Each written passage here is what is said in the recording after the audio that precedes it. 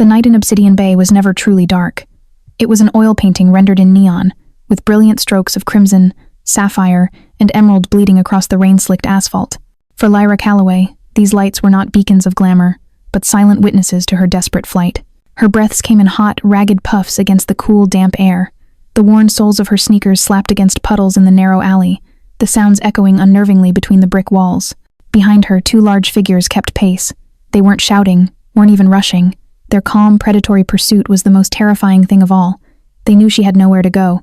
"Please, just leave me alone," Lyra whispered to herself, her heart hammering against her ribs like a trapped bird. Her hand was clenched around something cold and familiar in her pocket. Her mother's silver locket, the only thing she had left of her. Tonight, it was meant to be pawned. The phone in her coat pocket vibrated for the 10th time, her father's name glowing on the screen. She couldn't answer. She knew what she would hear. Apologies, empty promises. But apologies couldn't pay the colossal debt that hung over their family like a death sentence. The alley opened into a more deserted street, flanked by a graffiti-covered wall and a row of silent warehouses, a dead end. The air caught in Lyra's lungs. She turned, her back hitting the cold brick as she faced her pursuers. They stopped about 10 yards away, cruel smirks illuminated by the amber glow of a street lamp. "Nowhere left to run, little girl," one of them said, his voice a low gravel. "The boss, Silvio, wants a word with your father, and he wants some collateral." "My father has nothing," Lyra shot back, fighting to keep the tremor from her voice.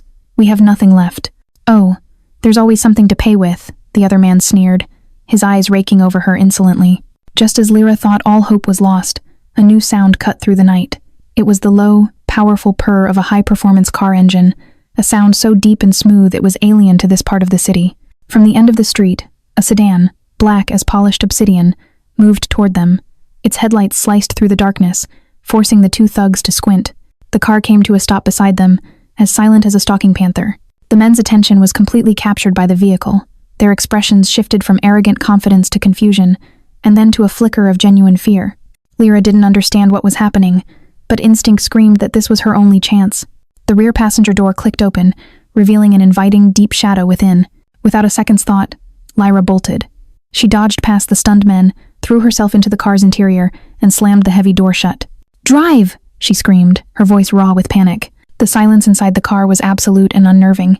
The air was thick with the scent of expensive leather and a cool, clean hint of mint. The driver up front remained perfectly still. But Lyra had no time to process that. Through the tinted, bulletproof glass, she watched the two thugs take a step back, their fear now undeniable. They dipped their heads in a reluctant show of respect, then turned and vanished back into the darkness. The car remained motionless. The silence stretched, so tense Lyra could hear the blood pounding in her ears. She had escaped one danger only to fall into another, potentially far worse. "What do you think you're doing?" The voice was deep, calm, and as cold as ice. It came from the darkest corner of the back seat. Lyra flinched violently, her head whipping around. A man was sitting there, cloaked in shadow, his presence filling the entire space. The ambient light from the street outside barely caught the sharp line of his jaw, his thin lips, and the storm-gray eyes that were fixed on her. It was Kael Ashford. She'd never met him, but everyone in this city knew the name, and the moniker that came with it, the Shadow of the Bay. I'm sorry," Lyra stammered. "I was being chased. You jumped into a stranger's car without thinking," he interrupted, his tone even but laced with deadly authority. "A brave move, or an exceptionally foolish one." His gaze dropped to her clenched fist, where the silver locket was still held tight. "That must be very important to you."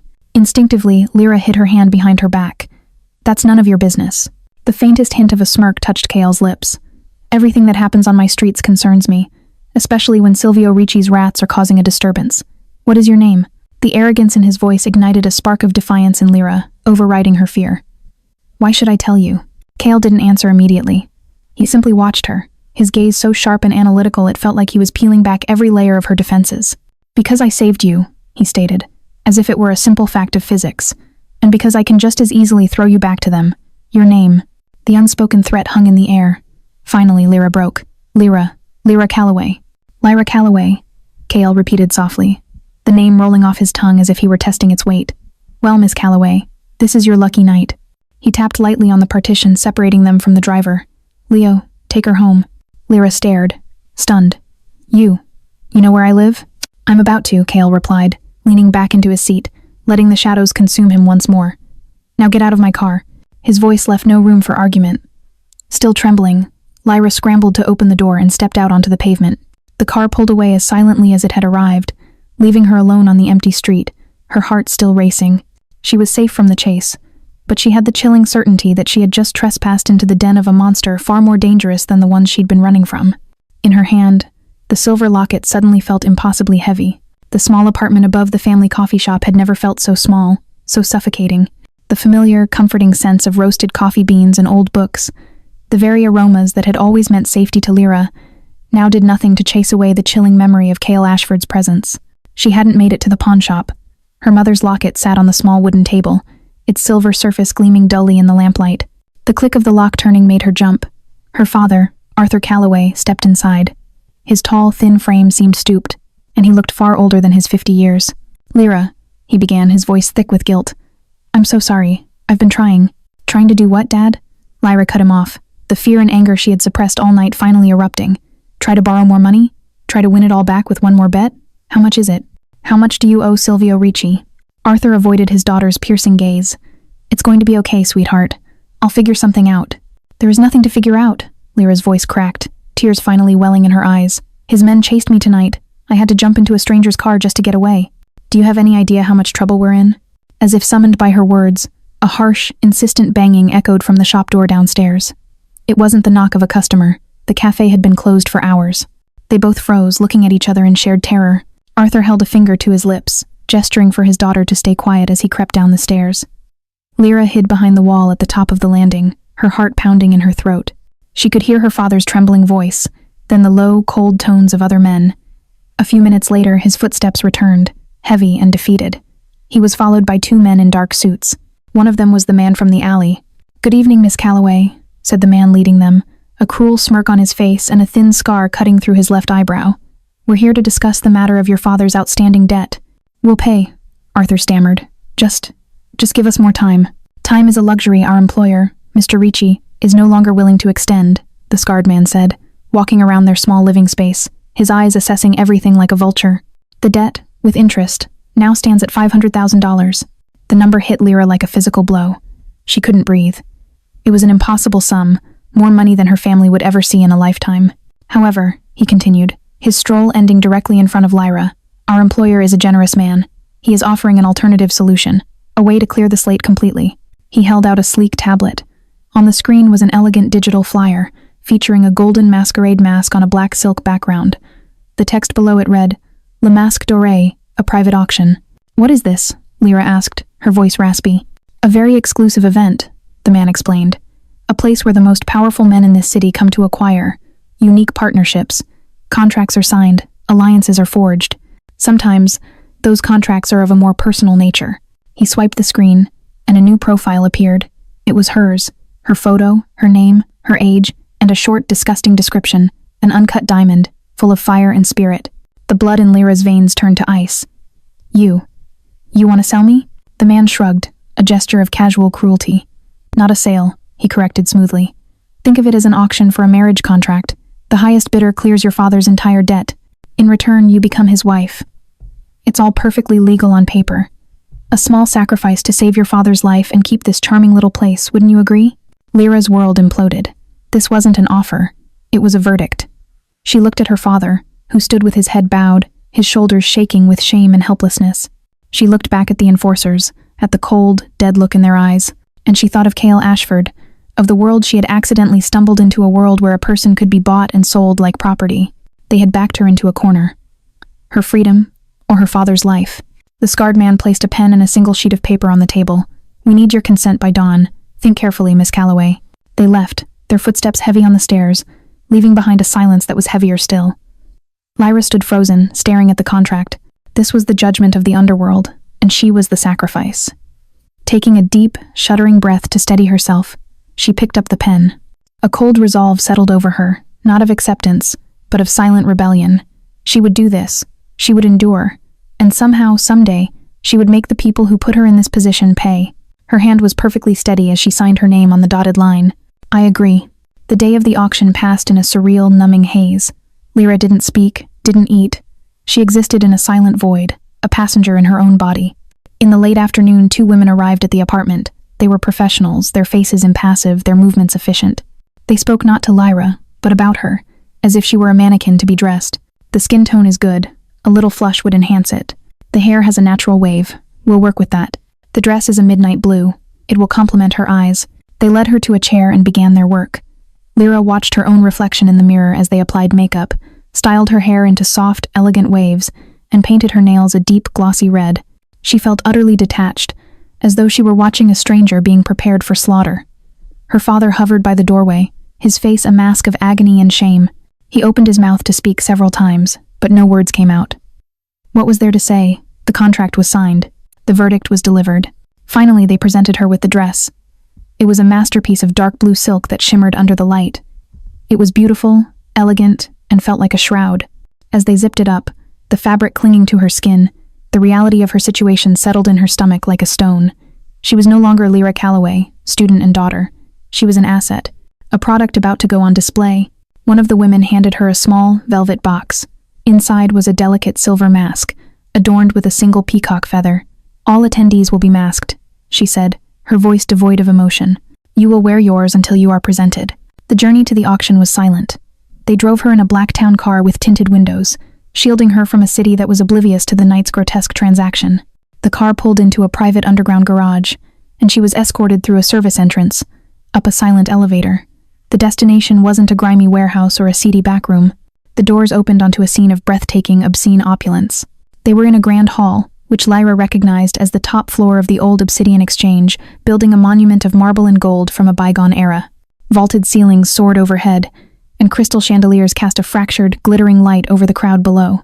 Dozens of men milled about, their expensive suits a uniform of dark power, their faces hidden behind an array of masks, gold, silver, black, some simple, some ornate.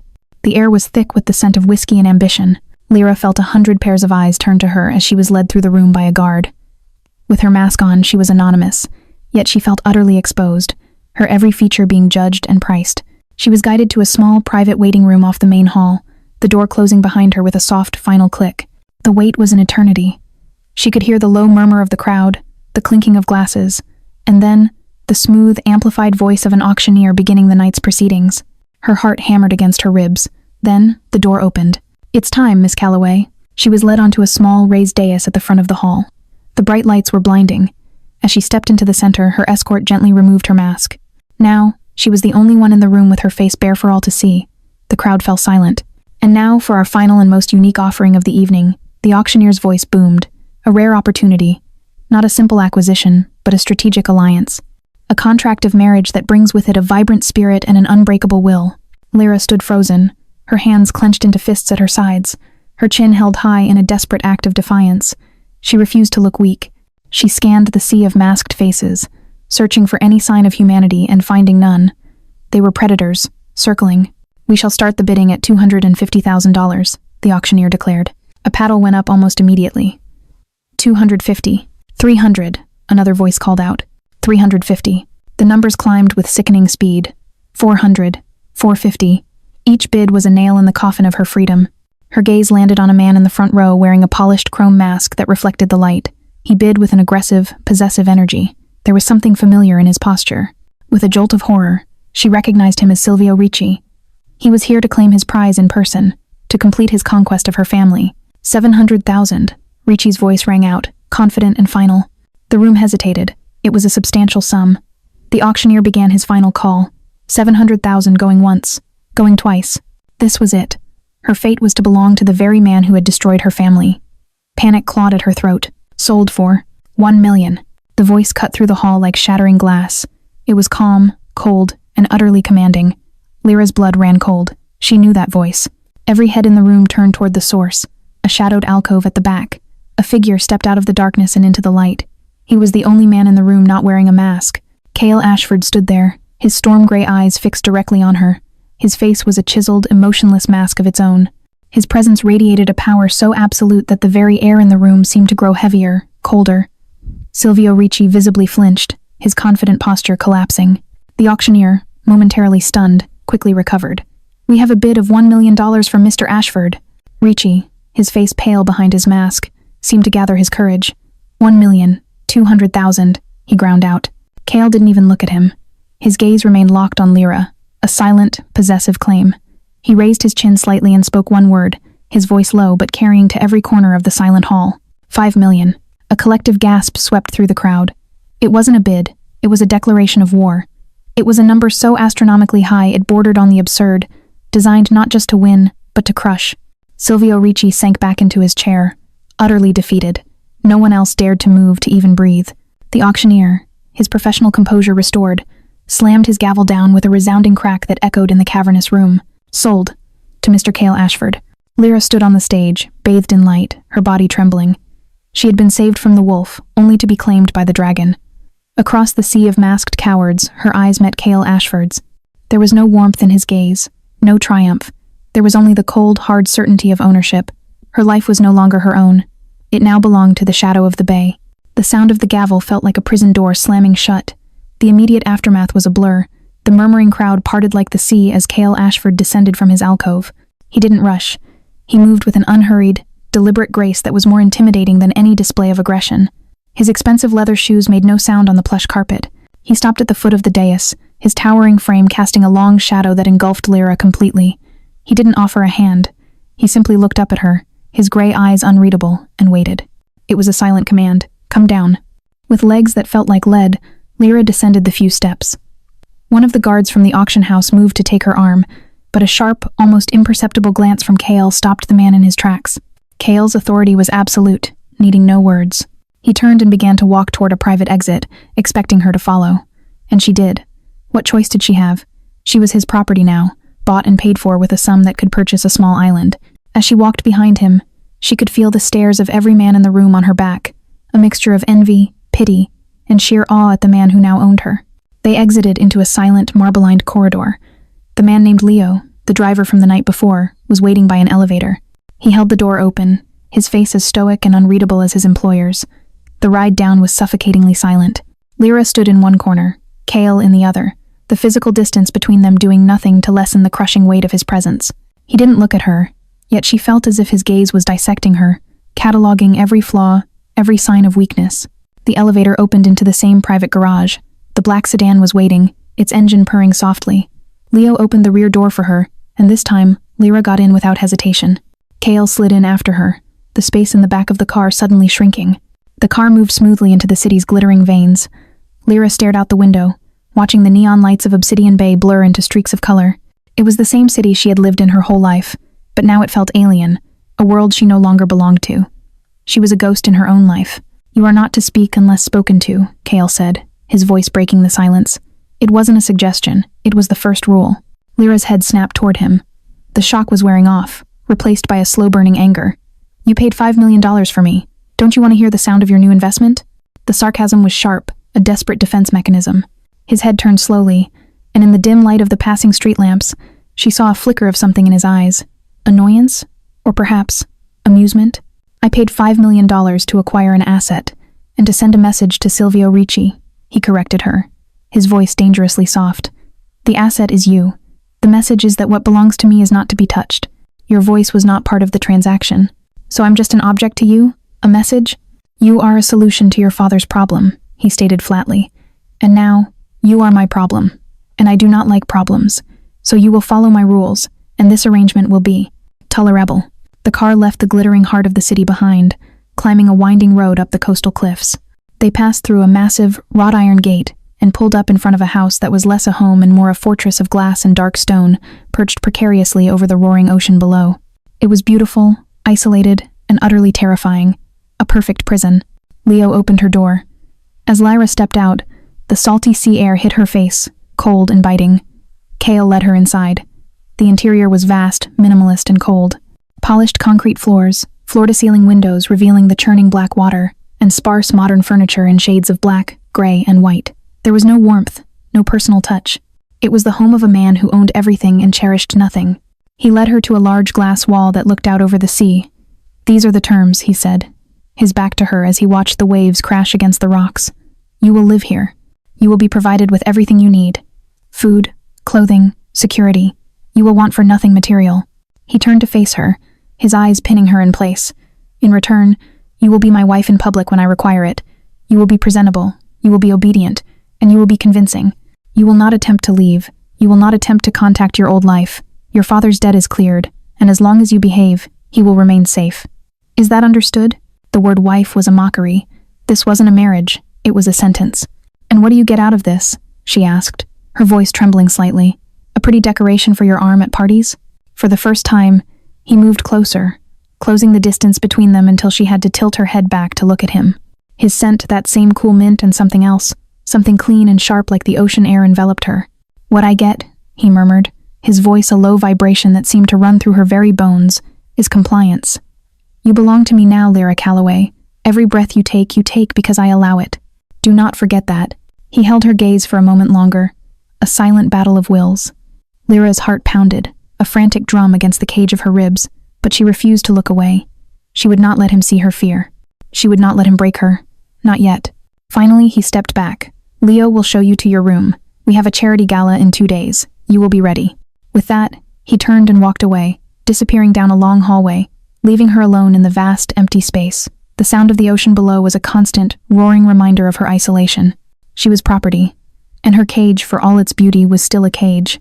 Lyra awoke to the sound of crashing waves and the unfamiliar sensation of impossibly soft sheets against her skin. For a disorienting moment, she didn't know where she was. Then, the events of the previous night came rushing back with the force of a physical blow. The auction, the cold finality of the gavel, the storm-gray eyes of Kael Ashford. She sat up, her heart heavy in her chest. The room was immense. One entire wall was a single pane of floor-to-ceiling glass that offered a panoramic, breathtaking view of the tumultuous ocean. The sky was a pale, overcast gray, mirroring the emptiness she felt inside. The room itself was decorated in muted tones of cream, charcoal, and silver. A king-sized bed, a sleek chaise lounge by the window, a large, empty desk. It was like a suite in a 5-star hotel, luxurious, perfect, and utterly impersonal. There were no photographs, no books, no clutter, no sign of life. A walk-in closet stood open, and to her astonishment, it was already filled with clothes in her size. Dozens of dresses, casual wear, shoes, and accessories, all from designers she had only ever seen in magazines. It was a dream wardrobe for any woman, but to Lyra, it was just the costume for her role, another bar in her gilded cage. She showered in a bathroom larger than her old living room, the water cascading from a rain shower head in the ceiling. As she dressed in a simple pair of black trousers and a soft cashmere sweater, feeling like an imposter in the expensive fabric, she resolved that she would not let this place consume her. She would not become another beautiful, empty object in Kael Ashford's collection. Hesitantly, she left the room and began to explore. The house was a marvel of modern architecture, a labyrinth of glass, stone, and polished metal. It was silent, save for the distant roar of the sea. Hallways stretched on, lined with abstract art that was impressive but emotionally sterile. Every room she peeked into, a home theater, an indoor pool, a state-of-the-art gym, was pristine and unused. It was a mausoleum of wealth. In the kitchen, a gleaming expanse of stainless steel and marble, she finally encountered another person. An older woman with sharp, intelligent eyes and silver hair pulled back in a severe bun was arranging a vase of white lilies. She wore a simple, professional black dress.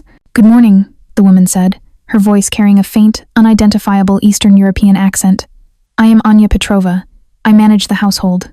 Mr. Ashford is in his office and is not to be disturbed before 10. "Hello," Lyra said, her voice feeling small in the cavernous space. "I'm Lyra." "I know who you are," Anya replied, her tone not unkind, but simply factual. "There is coffee and a light breakfast prepared for you on the terrace." Lyra followed her gaze to a set of glass doors that led outside. A small table was set for one, overlooking the cliff edge.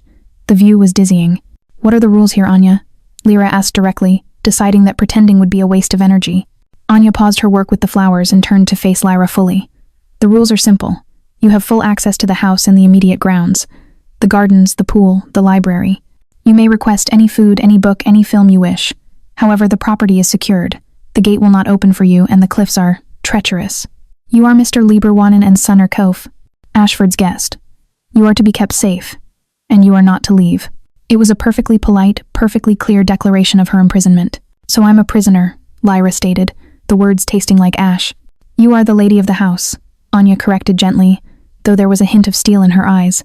A different role, but one that still comes with boundaries. After a breakfast she barely tasted, Lyra found the library. It was the only room in the house that seemed to have a soul. 2 stories of darkwood shelves were filled with thousands of books, from classic literature to modern thrillers. A spiral staircase led to a second-floor gallery. In the center of the room, seated in a large leather armchair with his back to the door, was Kael. He didn't turn around as she entered. "Did you sleep well?" he asked, his voice calm. I slept in a stranger's house after being sold like cattle. How do you think I slept? She retorted before she could stop herself. He slowly closed the book he was reading and placed it on the table beside him before turning his chair to face her. Today he was dressed more casually in dark trousers and a gray Henley that did little to hide the powerful muscles of his chest and shoulders. Sarcasm will not change your situation, Lyra, he said, his expression unreadable. It will only serve to annoy me, and you do not want to annoy me. He gestured to a small tablet on the coffee table. The charity gala we are attending is for the Obsidian Bay Children's Hospital. That tablet contains information on the Foundation's board members, major donors, and recent initiatives. I expect you to be familiar with all of it by tomorrow evening. You will be seated next to Senator Richmond's wife. I expect you to be charming. He was treating her like an employee he was prepping for a business meeting. The sheer audacity of it left her speechless. Is that all? She finally managed to say. For now, he said, picking up his book and turning away from her, a clear dismissal. Lyra stood there for a long moment, watching the rigid line of his back. He had built walls of wealth, power, and ice around himself, and now he had locked her inside them with him. Defeated for the moment, she picked up the tablet and retreated. She spent the rest of the day in her room, the supposed lady of the house, staring out at the endless gray expanse of the ocean. The waves crashed against the rocks below, a relentless, powerful rhythm. They were trapped by the cliffs, just as she was. But unlike her, they never stopped fighting. They threw themselves against the stone, day after day, year after year. It was a war of attrition. Looking at the raw, untamable power of the sea, Lyra felt a tiny, defiant spark ignite within her. This cage was beautiful, and her keeper was powerful, but stone could be worn down. She would learn the rules of this prison, and then she would find a way to break them. The day of the gala arrived with an air of tense anticipation. Lyra had spent the previous day dutifully studying the tablet Kael had given her. She memorized the faces of board members, learned the names of their spouses, and read about their pet projects. It felt like studying for an exam, but one where failure meant something far worse than a bad grade. In the late afternoon, the preparation team arrived. It was just like the day of the auction, but this time it felt different. Before, she was being prepared for sale. Now, she was being polished as a possession. A celebrity hairstylist and a renowned makeup artist, people Lyra had only read about in magazines, descended upon her room. They worked with a quiet, intense focus, transforming her. Anya brought in the gown Kael had selected. It was breathtaking, a sheath of emerald green silk that was both elegant and daring, with a low back and a slit that ran up the thigh. It was a dress designed to be noticed, to make a statement. As she looked at her reflection, with her hair swept into an intricate updo and her makeup flawlessly applied, she barely recognized herself. She looked like one of them, the wealthy, untouchable women of Obsidian Bay. The thought made her feel sick. As the makeup artist was adding the final touches, Kael appeared at the doorway. He was already dressed in a perfectly tailored black tuxedo. He looked impossibly handsome and lethally dangerous, a predator in formal wear. He held a long, flat velvet box. "This is the final piece," he said, his voice a low command. He opened the box. Inside, nestled on a bed of black satin, was a diamond necklace.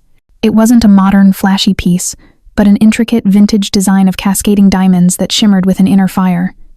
It was the most beautiful and most expensive thing she had ever seen.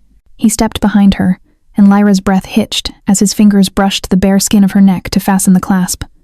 His touch was light, professional, yet it sent a jolt of electricity through her. For a moment, she could feel the warmth of his body behind hers, see his dark, intense eyes meeting hers in the mirror. The air grew thick with a tension that had nothing to do with fear. He let his hands rest for a fraction of a second on her bare shoulders, his grip firm. "This necklace belonged to my mother," he said, his voice so low it was almost a whisper, meant only for her. "It is recognizable. People will talk. Let them." The revelation stunned her. This wasn't just another piece of jewelry from his vault. It was personal, a piece of the past he guarded so fiercely. Why was he putting it on her? It was another power play, she realized. He was branding her, marking her with his family's history, making her an extension of himself. After the stylists left, he gave her the final lesson. They stood in the great room, the stormy sea crashing outside the glass walls. "Look at me," he commanded. When her eyes met his, he began. "Tonight is not a party, it is a battlefield. Every handshake is a negotiation. Every smile is a mask. You are my wife. That means you are a target to my enemies and a curiosity to my allies." He paced slowly in front of her. "You will smile at everyone, but you will trust no one. You will engage in small talk with the women, compliment their dresses, inquire about their children. You will be warm, but you will reveal nothing personal.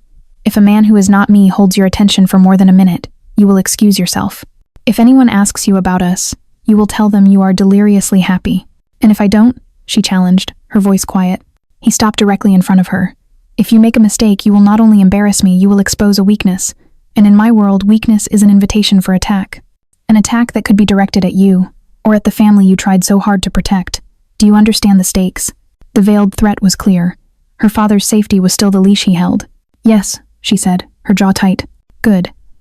For the first time, he let his eyes travel down the length of her, taking in the emerald dress, the sweep of her hair, the diamonds glittering at her throat. A flicker of something other than cold assessment crossed his face. It was gone as quickly as it came, but she saw it. You look acceptable, he said. The words clipped. For Kael Ashford, it was the equivalent of a sonnet. He held out his arm. It's time. Hesitantly, Lyra placed her hand on his forearm. The fabric of his tuxedo was smooth and cool, but underneath, his muscle was hard as steel. The simple contact was electric, a current passing between them. They were a lie, a performance, but for that moment, the physical connection felt dangerously real. They walked out of the house and into the waiting car. The silence between them on the drive down the cliff was different from before. It was no longer just empty and cold. It was charged, filled with the unspoken rules of the night to come and the startling intimacy of the secrets they now shared. They were heading into the lion's den, two enemies bound together, pretending to be lovers. And Lyra had the terrifying feeling that the most dangerous predator of the night was the one sitting right beside her. The ballroom of the Azure Grand Hotel was a galaxy of glittering chandeliers and shimmering gowns. The air hummed with the low thrum of 100 conversations, the clinking of crystal, and the soft strains of a string quartet. To Lyra, it felt like stepping onto a stage in the middle of a performance. The moment she and Kael entered, a hush fell over the room before erupting into a flurry of whispers. They were the center of the universe. Kael's hand rested on the small of her back, a proprietary gesture that was both a warning to others and a firm guide for her. It burned like a brand through the silk of her dress. Smile, he murmured, his voice too low for anyone else to hear. They're all watching. Lyra complied, summoning a smile that felt brittle but looked genuine enough.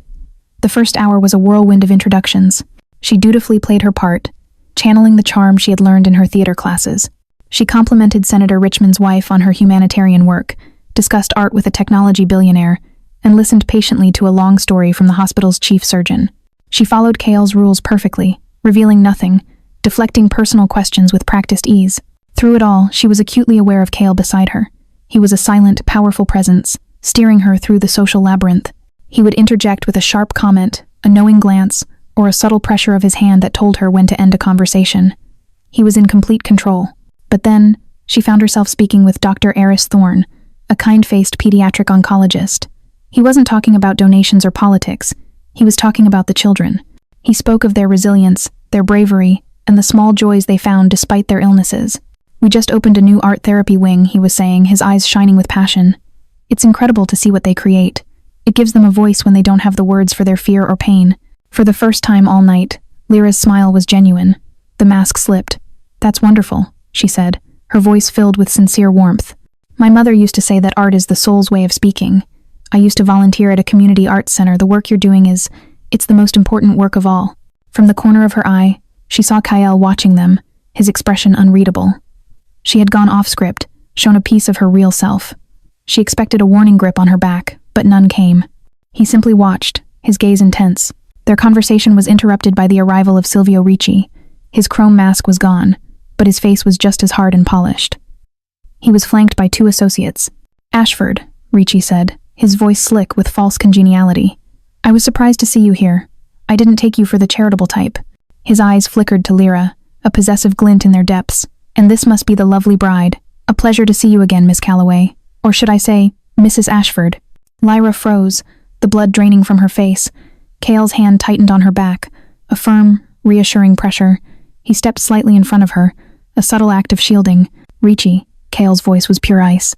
I'm here because I own the company that provides all the security for this hotel. And I support the hospital because, unlike your operations, it actually saves lives in this city. He looked down at Lyra, his expression softening almost imperceptibly as he addressed her. Darling, I believe they're playing our song. He completely dismissed Ricci, turning his back on the man as if he were nothing. He led Lyra toward the dance floor, leaving a fuming Silvio Ricci in their wake. The string quartet was playing a slow, haunting waltz. Kael pulled her into his arms, one hand on her waist, the other enveloping hers. They moved together with a surprising grace. For a man so hard and cold, he was a fluid, confident dancer. The world blurred into a swirl of light and color around them, and suddenly, there was only the two of them. You handled that well, he said, his voice a low murmur against her ear. You told me what to do, she replied, her voice shaky. I told you how to talk to a senator's wife, he corrected. I didn't tell you how to talk to a doctor about art therapy. You were genuine. The word hung in the air between them. It was the closest he'd ever come to a compliment. Is that a problem? She asked, daring to meet his gaze. His gray eyes searched hers, and for a fleeting moment, she saw something beyond the ice, a flicker of curiosity, of confusion, as if he were looking at a puzzle he couldn't solve. It makes you stand out, he said finally. In this room, sincerity is a liability, but you made it look like a strength. They danced in silence for another minute, the proximity both terrifying and strangely intoxicating. He was her captor, the architect of her misery. But he had also just shielded her, complimented her, and was now holding her with a gentleness that contradicted everything she knew about him. When the song ended, he led her off the floor. The rest of the evening passed without incident, but something had shifted. The line between the performance and reality had begun to blur. In the car on the way home, the silence was thick with unspoken thoughts. Lyra stared out the window, her mind replaying the night's events. She had survived. More than that, she had found a moment to be herself, and it had not been a mistake. It had been noticed. She chanced a glance at Kael. He wasn't looking at his phone or staring out the window. He was looking at her, his expression contemplative. He had bought her as an asset, a beautiful, compliant object to serve a purpose. But tonight, in that ballroom, surrounded by liars and predators, Lyra Calloway had shown him a glimpse of the woman she truly was, a small ray of light in his frozen, carefully controlled world, and the shadow of the bay didn't quite seem to know what to do with it. The heavy front door of the cliffside fortress clicked shut behind them, sealing them in a profound silence that was a stark contrast to the noise of the gala. The adrenaline from the evening's performance drained away, leaving Lyra feeling hollow and exhausted. The emerald dress suddenly felt like a costume from a play that had just ended. Kael shrugged off his tuxedo jacket, tossing it onto a chair with a weary gesture. He loosened his bow tie, his movements stiff. The perfect, polished facade he presented to the world had been dismissed along with the jacket. You may go to your room, he said, his back to her as he walked toward the bar set against the far wall. It was an order, a return to their established dynamic, but something had shifted in Lyra tonight. She had faced his world and hadn't shattered. She had seen a flicker of something human in him, and it made her bold. Wet, she said, her voice quiet but firm. He paused, his hand hovering over a crystal decanter of whiskey. He didn't turn around. Lyra's fingers went to the clasp of the necklace. The diamonds felt cold against her skin. This is yours. I should return it. She unclasped it, the heavy jewels pooling in her palm like captured starlight. She walked toward him and held it out. It's beautiful.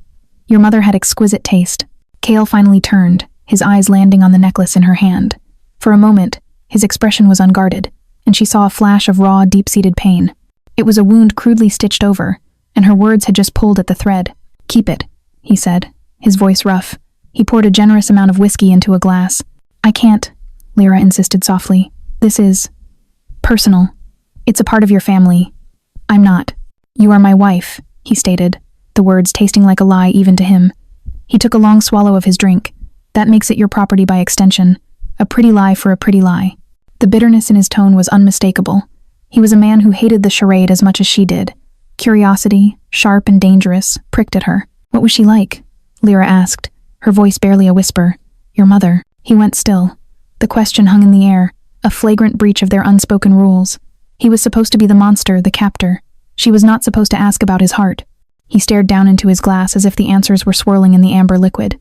She was the opposite of everything in this house, he said eventually, his voice low and gravelly.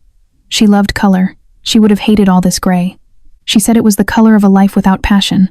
He gave a short, harsh laugh that held no humor. Turns out she was right. He gestured vaguely at the vast, empty room. This was my father's house. He built it as a monument to his own power. She filled it with flowers, with music, with laughter. After she was gone, I got rid of it all. I prefer the silence. Lyra's heart ached with an emotion she refused to name. She saw him not as the shadow of the bay, but as a lonely boy in a house full of ghosts. What happened to them? She asked, knowing she was treading on sacred, dangerous ground. Kael finished his drink in one go and set the glass down with a heavy thud. He walked to the great glass wall overlooking the sea, the lights of distant ships like lost stars on the horizon. I was 16, he began, his voice flat, detached, as if reciting a story about someone else. My father had rivals. One of them, a man named Dmitry Volkov, decided to stage a hostile takeover. He didn't just want the business. He wanted to eradicate the name Ashford from Obsidian Bay. He paused, and Lyra could almost feel him reliving the memory in the reflection on the glass. They came at night. They weren't soldiers, they were butchers. My father, He fought back. My mother tried to hide me. His gaze drifted to his own hand, flexing it slowly. She locked me in a hidden panic room behind the library bookshelf. I watched through a small security camera feed. I saw everything. The clinical, emotionless way he spoke was more horrifying than any scream would have been. I saw them kill my father. And I saw Dmitry Volkov hold a gun to my mother's head while she begged for my life, swearing I had run away, that I wasn't in the house. He finally turned to look at Lyra, and his storm-gray eyes were a bottomless abyss of cold fury and ancient pain. Her last act was to save me, and I could do nothing but watch. He traced the faint scar along his jawline. One of his men found the panic room door later. He managed to get a knife through the vent before I handled it. A parting gift to remember the night by. The confession lay between them, raw and bleeding. Lyra felt a wave of nausea. This was the scar of the title, not just the one on his face, but the one carved into his soul. She finally understood. The coldness, the control, the ruthless brutality, it was all armor. Armor forged in the fire of an unimaginable trauma. She didn't know what to do. Any words of sympathy would be hollow, an insult to the magnitude of his loss. Instead, she quietly walked to the bar, picked up the decanter, and refilled his glass. She set it down on the table beside him. A simple, silent gesture. I heard you. I'm still here. Kael stared at the glass, then up at her. His eyes were wide with a strange, unnerving vulnerability. He was completely unused to empathy. He seemed to brace himself. The walls of ice were forming around him with visible effort. Go to bed, Lyra, he ordered, his voice once again clipped and cold, but the command lacked its usual bite. Lyra didn't argue. She turned and left him standing there, a solitary figure against the vast, dark sea. Back in her room, she sank onto the bed, the heavy diamond necklace still clutched in her hand. It no longer felt like a brand of ownership. It felt like a relic, a key to the tragedy that had created the man who was now her keeper. The monster was still a monster, but now, she had seen the ghost of the boy he used to be, and that knowledge changed everything. In the days following the gala, a strange and fragile truce settled over the house on the cliff. The air, once thick with cold tension, was now heavy with the unspoken weight of Kael's confession. He retreated back into his work, spending most of his time in his office, but the dynamic between him and Lyra had irrevocably changed. She no longer saw him as just a monster. She saw him as a man living in the ruins of his own past. This new understanding shifted her behavior from outright defiance to a quiet, cautious observation. She found herself watching him during the rare moments they shared the same space, like at dinner. She noted the way he held his glass, the deep exhaustion that sometimes settled in his eyes when he thought she wasn't looking, the utter loneliness that surrounded him like a shroud. One rainy afternoon, seeking refuge from the oppressive silence of her room, Lyra went to the library. It was the heart of the house, the only place that felt truly alive. The scent of old paper and leather was a comfort. She pulled a worn, leather-bound copy of The Count of Monte Cristo from a shelf and settled into a deep armchair near the fireplace, losing herself in a world of betrayal and meticulously planned revenge. She was so engrossed in the story that she didn't hear Kael enter. It was only when a shadow fell over her page that she looked up, startled. He was standing there, holding a small tumbler of whiskey, watching her. An appropriate choice, he said, his voice a low rumble. A man who loses everything and spends the rest of his life becoming a monster to exact his revenge. I think he becomes a force of justice, Lyra countered softly, closing the book but keeping her finger in place. He only punishes those who wronged him. There's a fine line between justice and vengeance, Lyra, Kael said, moving to stand by the grand fireplace. The flames cast dancing shadows across his sharp features.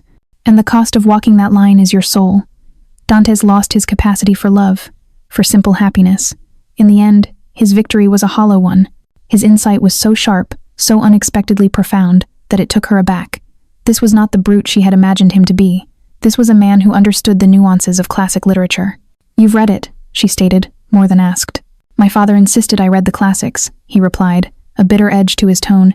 He said power was meaningless without the intellect to wield it. I suppose it was the only useful lesson he ever taught me. A comfortable silence fell between them, broken only by the crackling fire and the drumming of rain against the immense windows. It was the first time they had shared a space without the pretense of a public appearance or the tension of a confrontation. Kael walked over to an antique gramophone in the corner of the room, a relic that seemed out of place amongst the modern decor.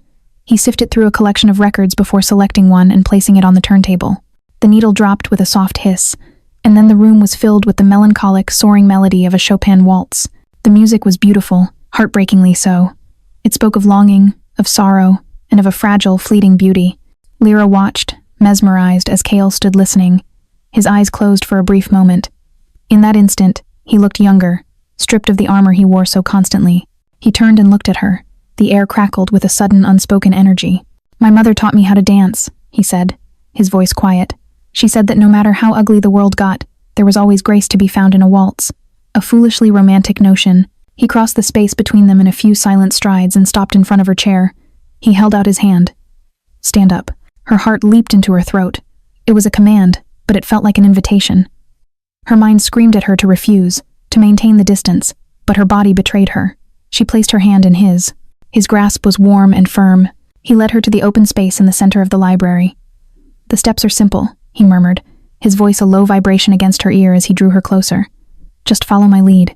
He placed one hand on her waist, and they began to move. It started awkwardly.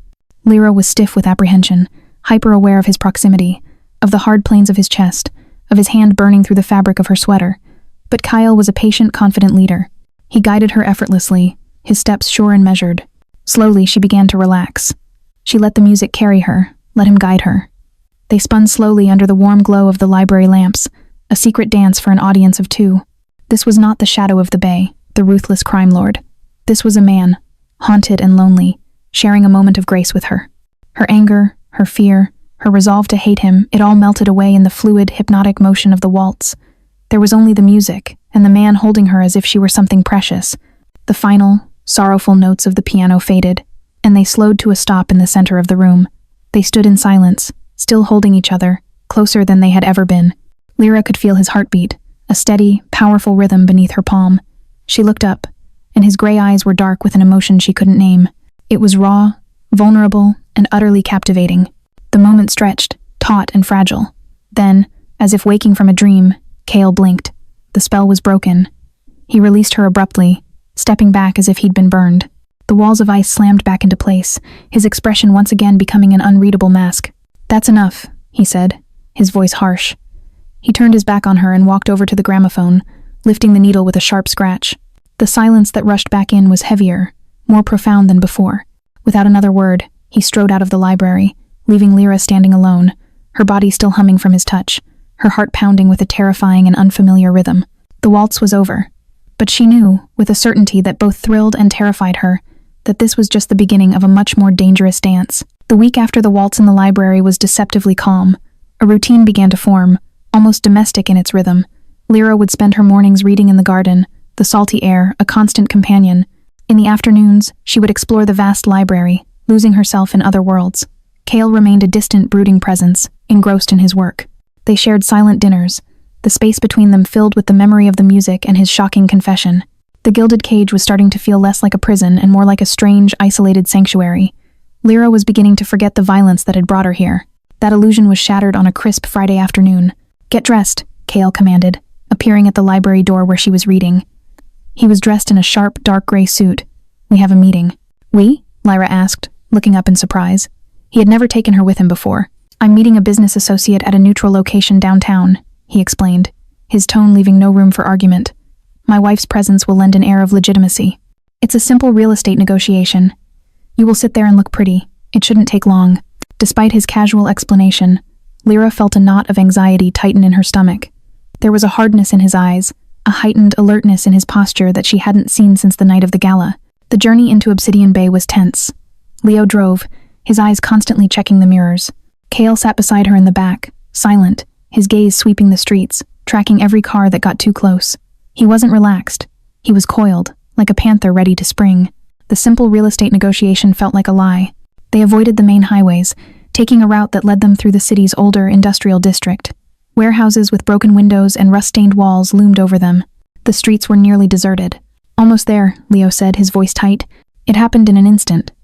As they passed under a dark, graffiti-covered overpass, two black SUVs that had been parked on the side of the road roared to life. One sped forward, cutting them off, while the other blocked their escape from behind. They were boxed in. A trap. "Kael!" Lyra gasped, her eyes wide with terror.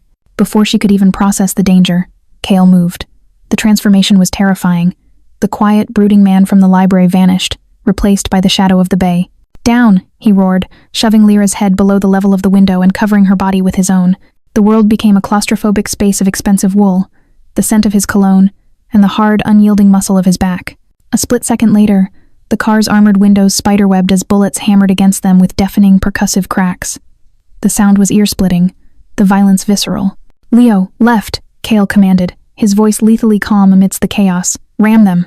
The sedan's powerful engine screamed as Leo slammed the car into the SUV, blocking their path. The crunch of metal was sickening. Men in dark tactical gear were now spilling out of the SUVs, rifles raised. From a hidden compartment in the seat, Kael produced a sleek, black handgun. The sight of it in his hand was shocking, yet it looked completely natural, an extension of his arm. He didn't hesitate. He fired 2 precise shots through the windshield, the bullets punching through the weakened glass and finding their mark. One of the assailants crumpled to the ground. Lyra, huddled on the floor, was trembling uncontrollably. This was real. The violence she had only read about, the world she had been sold into, was unfolding around her in a storm of bullets and shattered glass. "Lyra, look at me," Kael's voice cut through her panic. He was still shielding her, but his head was turned, his eyes locked on hers. They were terrifyingly clear and focused. "I am going to get you out of this. Do you understand?" She could only nod, her throat too tight for words.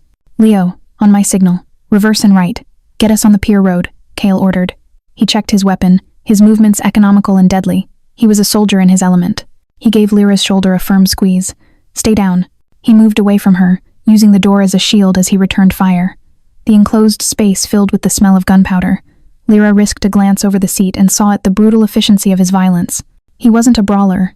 He was an executioner. Every shot was precise, every movement calculated. This was the man whose family was murdered before his eyes. This was the survivor. As Leo prepared to move, Lyra saw one of the attackers raising his rifle, aiming for the driver's side window. There was no time to shout a warning. Acting on pure instinct, she grabbed a heavy tablet from the seat pocket and hurled it at the back of Leo's headrest. The impact was enough. Leo flinched, his head ducking down just as a bullet starred the glass exactly where his head had been. Kael's eyes met hers for a fraction of a second. There was no praise, just a flicker of shocked acknowledgement before his focus returned to the fight. "Now, Leo, go!" The tires shrieked as Leo threw the car into reverse, slamming into the SUV behind them before swerving violently to the right, jumping the curb, and roaring down a narrow access road that led toward the water. Bullets pinged off the back of the car as they sped away from the ambush site. The drive back to the cliffside house was a blur. The adrenaline slowly receded, leaving behind a cold, shaking dread. No one spoke. The silence was filled with the sound of Lyra's ragged breathing and the whistling wind from a cracked window. When they finally arrived, the heavy gates closing behind them felt less like a prison and more like a sanctuary. Leo got out to assess the damage, but Kael and Lyra remained in the back seat. Lyra finally looked at him. There was a fresh cut on his cheek from a shard of flying glass, and a small splash of blood, not his own, on the cuff of his white shirt. The mask was gone. She had seen the killer. The protector. The monster who had just saved her life. The quiet intimacy of their waltz. The shared vulnerability over his past, it all felt like a lifetime ago. That fragile connection was now forged in the heat of a deadly trap, bound by the shared trauma of survival. He was her captor. He was her protector. And she was terrifyingly, hopelessly tied to him. The click of the car door opening was unnaturally loud in the silence. Kael got out, his movements stiff, and came around to her side. He opened her door, his face an unreadable mask of stone, but his eyes were a different story. They were dark and turbulent, like the sea during a storm, betraying the adrenaline that was still coursing through him. "Out, Lyra," he said, his voice low and raspy. She tried to move, but her limbs refused to cooperate. She was frozen, her mind replaying the symphony of violence, the shattering glass, the roar of the engine, the flat, deadly reports of Kael's gun. A violent tremor started in her hands and spread through her entire body. Seeing her state, Kael's expression shifted. The cold commander was replaced by something else, something fiercely protective. He reached in, unbuckled her seatbelt with a sharp tug, and without a word, he pulled her out of the car and into his arms. He half-carried, half-dragged her into the house, his grip like iron. He didn't take her to her room. He took her to the great room, the one with the vast glass wall, and deposited her onto a low, leather sofa. The afternoon sun was beginning to set, casting long, eerie shadows across the cold, minimalist space. He knelt in front of her, his movements surprisingly gentle. "Are you hurt?" he asked, his eyes scanning her for injuries. Lyra shook her head, unable to speak. His gaze fell to her hand, where a small bloody scratch from a piece of flying debris marred her skin. He swore under his breath, a vicious sound. He disappeared for a moment and returned with a first aid kit. His touch was clinical as he cleaned the small wound, his large, calloused fingers surprisingly deft. But as he applied the antiseptic, Lyra flinched, not from the sting, but from the sudden, overwhelming flood of emotion. The tremor returned, racking her body, and a choked sob escaped her lips. You killed them," she whispered, the horrifying images replaying in her mind. "You just shot them." Kael finished applying the bandage and sat back on his heels, He didn't deny it. He didn't apologize. He looked her straight in the eye, his own gaze unflinching and brutally honest. "Yes," he said. "They were sent by Silvio Ricci. They weren't there to talk. They were there to put a bullet in my head and take you as their trophy. In my world, there is no negotiation with that kind of threat. It was them, or it was us. There was no other choice." His words were cold, logical, and utterly terrifying. They underscored the chasm between them. She came from a world of second chances and moral complexities. He lived in a world of absolute finality. "But you weren't even afraid," she said, tears now streaming down her face. "You were like a machine." "Fear is a luxury," he ground out, a muscle twitching in his jaw. "It's the thing that gets you killed. I learned to bury it a long time ago." He stood up, pacing in front of her like a caged tiger. "This is the world you are in now, Lyra. This is the reality of it. It's not the books in your library or the waltzes in the dark. It's ugly, and it is violent, and I am the only thing standing between you and it." His voice rose with a raw, contained fury that was directed not at her, but at the situation, at the danger he had exposed her to. The control he held so tightly was beginning to fray. Seeing his anguish, her own fear was momentarily eclipsed by a wave of something else. He was right. He had been her shield.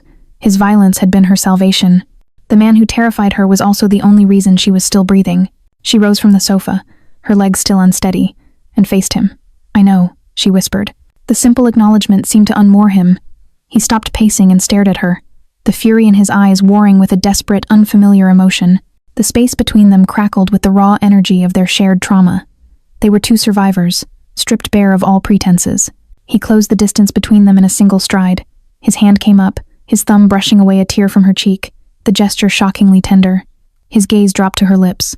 "I shouldn't have taken you with me," he rasped, his voice thick with a self-loathing that stunned her.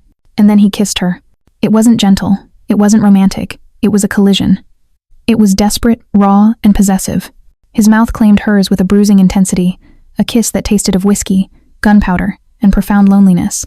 His arms wrapped around her, pulling her flush against his hard body, holding her as if he was afraid she might shatter and blow away. This was not a kiss of love, it was a kiss of survival, a primal, desperate affirmation that they were both still alive, still breathing. It was all the fear, all the violence, all the unspoken things between them, poured into one searing, uncontrollable moment. Lyra's hands, of their own accord, came up to fist in his shirt, holding on to him as if he were the only solid thing in a collapsing world. Just as suddenly as it began, it was over.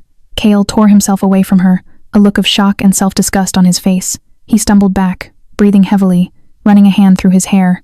He looked at her as if she were a fire he never should have touched. The loss of control terrified him more than any bullet. Without another word, he turned and stalked out of the room, the sound of his footsteps echoing in the cavernous space until they faded into nothing. Lyra stood alone in the encroaching darkness, her body trembling, her lips still burning from the force of his kiss. She raised a shaking hand to touch them. The deadly trap in the underpass was over. But she had just fallen headfirst into a new one, a trap of tangled emotions and dangerous desires from which she feared there would be no escape. The kiss had shattered the world. In its wake, a new, unbearable tension descended upon the house. The fragile truce was gone, replaced by a thick, charged awkwardness. Kael avoided Lyra completely. He took his meals in his office and only emerged late at night when he thought she was asleep. If they passed in a hallway, his eyes would not meet hers, and his body would go rigid, a muscle feathering in his clenched jaw. He was a man running from his own loss of control. For Lyra, the house had become a different kind of prison. She was no longer just a captive. She was a woman haunted by the memory of a kiss that was both terrifying and thrilling. Her feelings were a tangled, chaotic mess. She felt a desperate need to understand the man who could be a cold-blooded killer one moment and a vulnerably passionate man the next. But more than that, the ambush had reminded her of what was at stake. It reminded her of her father. She found Kael in his office 2 days after the attack, forcing a confrontation he clearly wanted to avoid. He was standing before the large window, looking out at the gray sea, his posture radiating a familiar loneliness. "I need to speak to my father," she said, her voice clear and steady. He turned slowly, his face a carefully blank mask. "That is not possible." "I'm not asking to leave," she pressed on, taking a step closer. "Just a phone call. After what happened, I need to know he's safe. You owe me that much, Kael." Using his first name felt like a deliberate challenge. He stared at her, a long, silent battle of wills passing between them. He had put her in the line of fire. He had kissed her with a desperate, bruising force. Some part of him knew she was right. "Fine," he ground out, the word clipped. "One call. From my phone. On speaker. Leo will arrange it." An hour later, Lyra was sitting on the sofa in the great room. Kael's phone on the coffee table in front of her. Kael stood by the window, a silent, brooding sentinel. Her heart pounded as the phone rang. Lyra? Oh, thank God, Lyra. Her father's voice was a torrent of panicked relief. I heard there was trouble. Ricci's men. They were talking. Are you all right? Did he hurt you? I'm fine, Dad. I'm safe, she reassured him, acutely aware of Kael listening to every word. Nothing happened. Kael, Mr. Ashford is keeping me safe. Safe? Arthur laughed, a sound laced with hysteria. There's no such thing as safe around men like that. Lyra, you don't understand the kind of people you're involved with. I think I have a pretty good idea, she said, her voice tight with the memory of the ambush. The man who did this, Ricci, he's just a thug. He's not like the ones who came before. Men like Volkov. She said the name, Dmitry Volkov, to test something, to see if it meant anything to him beyond a headline. The reaction was instantaneous and explosive. Volkov? Her father choked out, his voice dropping to a terrified whisper. Where did you hear that name? Why would you say that name? He's dead. That whole business was over 14 years ago. You stay away from that, Lyra, do you hear me? You forget you ever heard that name. The line went dead. Her father had hung up. Lyra stared at the phone, her blood running cold. It wasn't just a reaction. It was sheer, unadulterated panic. That whole business was over 14 years ago. The same year Kael's parents had been murdered. It couldn't be a coincidence. A terrible suspicion began to bloom in her mind. Kael had left the room the moment the call ended, but the questions her father's panic had raised remained, screaming in the silence. For the rest of the day, she was consumed by a single, obsessive need to find the truth. The library, her former sanctuary, now became her research lab. She avoided the fiction shelves, heading straight for the archives, a collection of bound volumes of the Obsidian Bay Chronicle. Her hands trembled as she pulled out the heavy volume for the year Kael's parents had died. She found the date and began to scan the microfilmed pages, the whir of the machine, a counterpoint to the frantic pounding of her heart. She found the headline easily: Ashford couple murdered in Cliffside Mansion, son missing.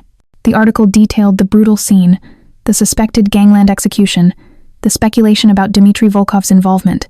It was all just as Kael had told her. She scrolled down, her eyes scanning the columns of tiny text, searching for anything, any small detail. And then she found it.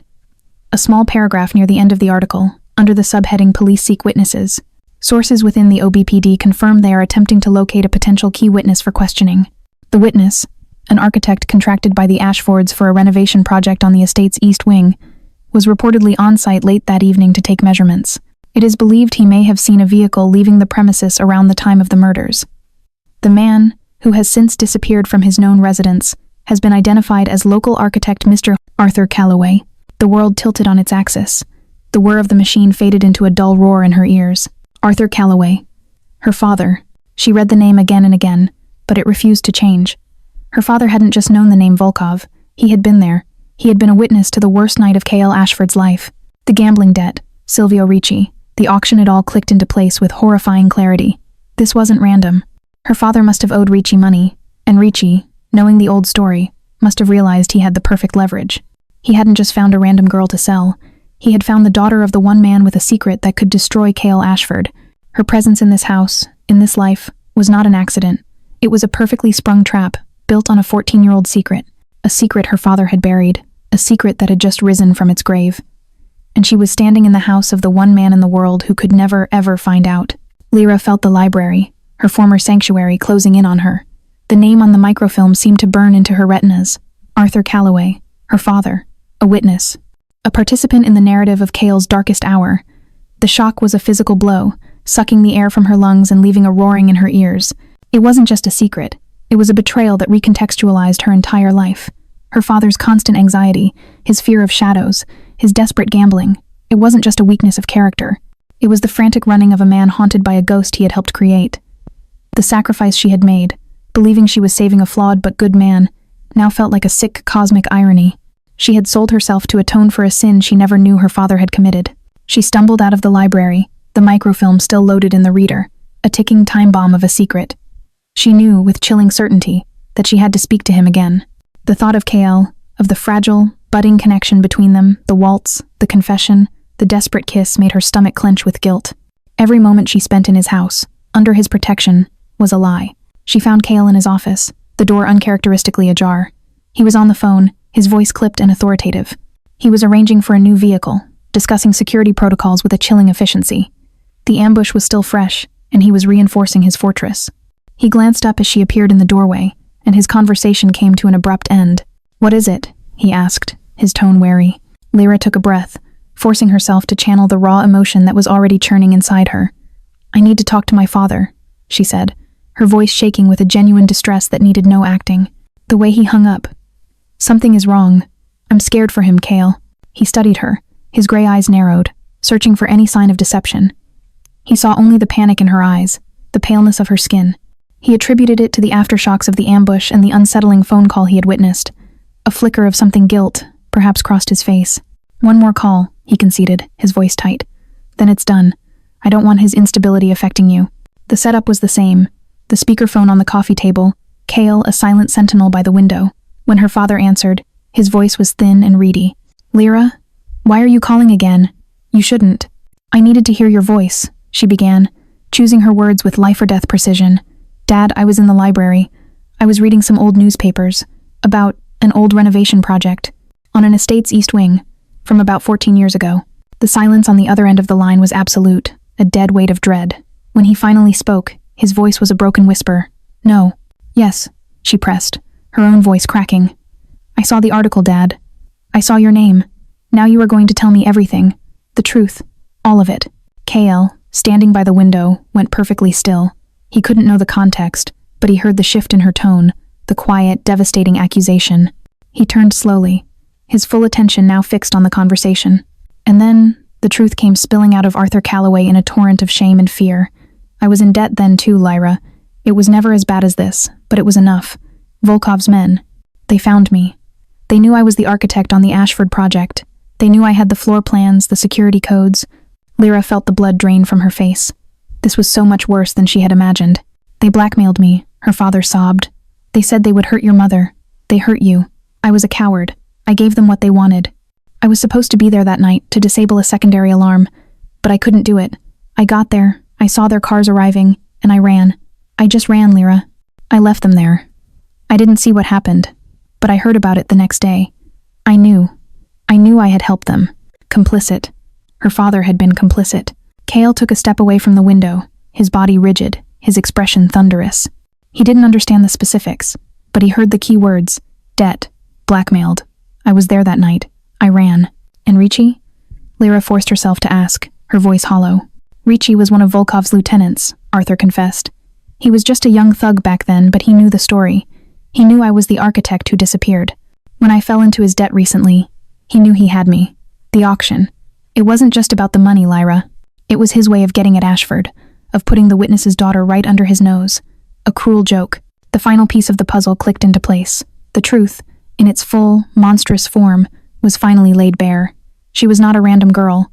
She was a weapon, planted in the heart of her enemy's fortress, and she hadn't even known it. "How could you?" she whispered, the question a shard of ice in her heart. "How could you let me?" "I'm sorry, Lyra," he wept. "I'm so sorry." Lyra ended the call. The silence that descended was absolute and terrifying. She couldn't bring herself to look at Kael. She could feel his eyes on her, burning with a new lethal suspicion. He had heard enough to know that the debt, the auction, her very presence in his life, was all tied to a lie that was 14 years old. She finally raised her head and met his gaze. The fragile trust, the burgeoning intimacy, the memory of their waltz, it was all gone. In its place was a chasm of secrets and betrayal. He was looking at her as if he had never truly seen her before. And he was right. She was not who he thought she was. She was the daughter of the man who had helped destroy his world. The silence in the room was a living thing, heavy and suffocating. Kael stood across from her, his body taut with a lethal stillness, his eyes narrowed into slits of gray ice. The suspicion in his gaze had hardened into a cold, dangerous certainty. He had not understood the words, but he had understood the terror in her father's voice and the devastation on her face. He knew he had been played. "Tell me," he said. The words were not a request. They were a command, delivered in a voice stripped of all warmth, all humanity. It was the voice of the shadow of the bay. Lyra's mind raced, scrambling for a version of the truth that wouldn't get her father killed. The full story, the complicity, the floor plans, the disabled alarms was a death sentence. But a complete lie was impossible. She had to give him something. She had to build a firewall of partial truths. "My father," she began, her voice trembling. 14 years ago. He wasn't just some random architect. He was at your family's house that night." Kael's expression didn't change, but a muscle jumped in his clenched jaw. He was waiting. He was there to take measurements, just like the article said, she continued, clinging to the details she knew were public. He was leaving late, and he saw the cars arriving. He saw the men getting out. He recognized them as Dmitry Volkov's. She took a shaky breath, forcing herself to meet Kael's murderous gaze.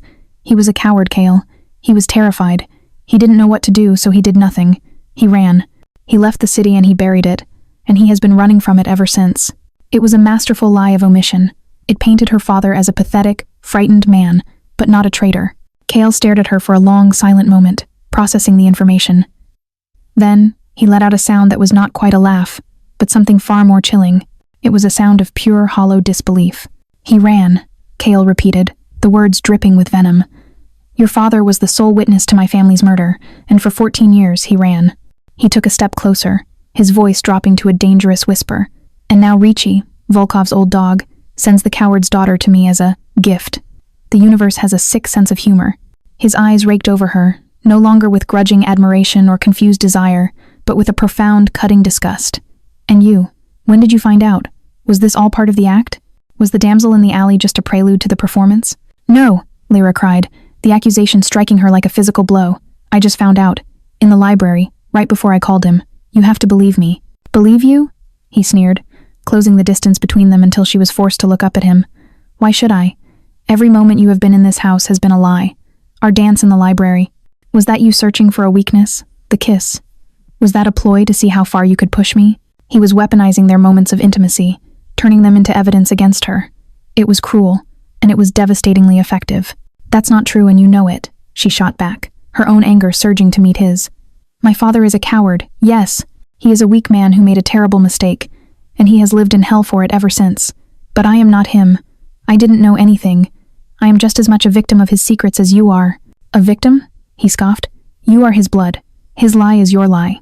You came into my house. You ate my food. You wore my mother's necklace. He spat the word, all while carrying the secret of the man who watched them die and did nothing. The crack between them had split wide open, becoming an unbridgeable chasm. The man who had confessed his deepest trauma to her was gone. The man who had held her in a dance was a phantom. In his place stood a judge, jury, and executioner, and she had been found guilty by association. So what now? She whispered, her defiance crumbling into despair. Are you going to kill him? Are you going to kill me? Kael looked at her, and for a moment she saw a flicker of the profound weariness beneath his rage. He looked away, turning toward the window, re-establishing the physical and emotional distance between them.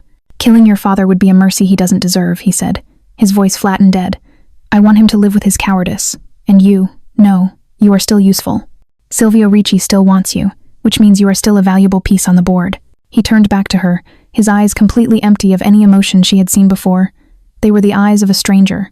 But make no mistake. Whatever was growing between us is dead and buried. From now on, you are a prisoner here in truth, not just in circumstance. You will be confined to your room and the adjoining terrace. Anya will bring you your meals.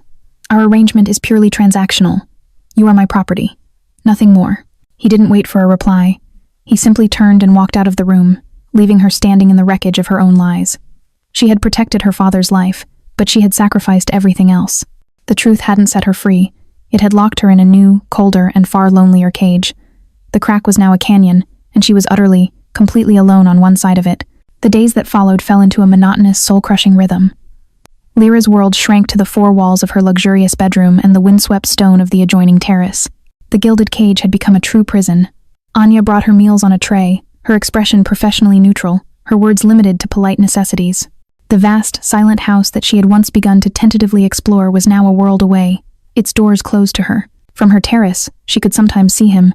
Kael would stand on the cliff's edge for hours, a solitary figure staring out at the churning sea, his back rigid, his posture radiating a cold fury. He was a man who had been betrayed, and he had rebuilt his walls of ice thicker and higher than ever before. He was more the shadow of the bay now than he had ever been. Lyra was trapped in a limbo of guilt and loneliness. She had lied to protect her father, but in doing so, she had severed the one fragile, human connection she had found in this violent world. She replayed their moments together, the waltz, his confession, the desperate kiss, and they felt like scenes from another life, a life that had been abruptly and brutally cancelled. She was a pawn, locked away in her little square on the chessboard, waiting for the hand of the player to move her. The move came a week after the confrontation. Kael received an encrypted message. It wasn't from Silvio Ricci, whose organization was now in disarray after the failed ambush. This was from a different player entirely, one who hadn't been on Kael's radar for over a decade. Julian Thorne. Thorne was a polished, legitimate-seeming financier, an old contemporary of Kael's father, who had vanished from the Obsidian Bay scene shortly after the Ashford massacre. The message was an invitation. Thorne claimed he was brokering a peace between the city's warring factions and wished to meet on neutral ground a private, exclusive club he owned downtown. As a gesture of goodwill, he offered Kael something no amount of money could buy. Information. "I was with your father the day before he died," the message read. "There are things he told me, things you deserve to know about Volkov's betrayal." It was the perfect bait, an irresistible lure for the defining obsession of Kael's life, but it was the final line of the message that made his blood run cold. "And please do bring your lovely new wife. I hear Miss Calloway's daughter is a charming woman. It would be a pleasure to make her acquaintance." It wasn't a request, it was a threat. Thorne knew. He knew who Lyra was, and he was explicitly making her a part of his trap. Kael was left with an impossible choice. Ignore the bait and live forever with the questions, or walk into the trap and use Lyra as the price of admission. For a man like Kael, there was no choice at all. That evening, for the first time in a week, he came to her room. He didn't knock. He entered with the cold authority of a jailer, finding her on the terrace, huddled in a blanket against the evening chill. "We're going out," he announced, his voice devoid of any emotion.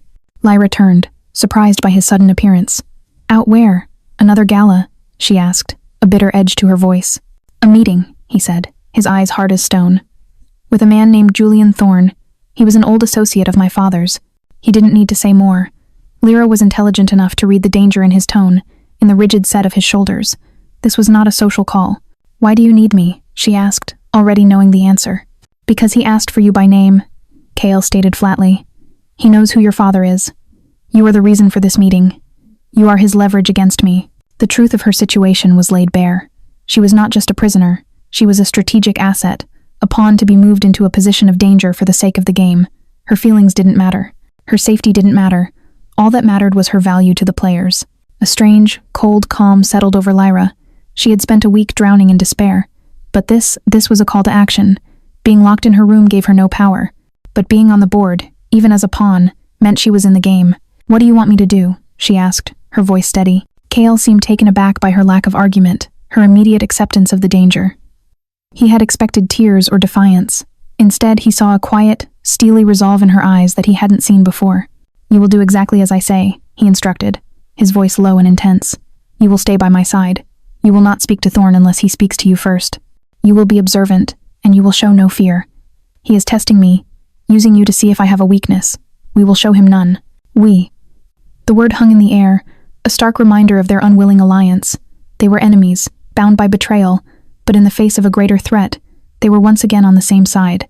As Lyra went to the closet to choose a dress, another costume for another performance, she looked at Kael's reflection in the glass. She saw the ruthless strategist, the man willing to place her in the line of fire to avenge his family. But she also saw the immense weight he carried. He was walking into a trap for a ghost of a chance at the truth. She understood her role perfectly now. She was a pawn on the chessboard. But even a pawn, she thought with a flicker of grim determination, could sometimes reach the other side of the board and change the outcome of the entire game. The meeting was set at the Elysian Club, a place so exclusive and discreet that it didn't even have a sign. It was the heart of Obsidian Bay's old money power, a world away from the cold, modern edges of Kael's empire. The interior was a sanctuary of dark mahogany, worn leather armchairs, and the faint, sweet scent of expensive cigar smoke. The silence here wasn't empty. It was heavy with the weight of secrets and backroom deals that had shaped the city for a century. Julian Thorne was waiting for them in a private study. He was not what Lyra had expected. In her mind, the true villain would be a monster, a scarred and snarling beast like Volkov. But Thorne was in his late 60s, with a mane of silver hair, a kind smile, and impeccably tailored tweed. He looked like a university professor, not a puppet master of the underworld. He rose as they entered, his smile warm and welcoming. "Kael, my boy," he said, his voice a smooth, cultured baritone. "It has been far too long." He turned his charming smile on Lyra. "And you must be the enchanting Lyra. A pleasure. Your father was a fine architect, a bit of a nervous disposition, but a true artist." The casual mention of her father was a deliberate, chilling move. Kael's hand, resting on the small of her back, went rigid. "Cut the pleasantries, Julian," Kael said, his voice flat. "You said you had information." "Always straight to business, just like your father," Thorne chuckled, gesturing for them to sit.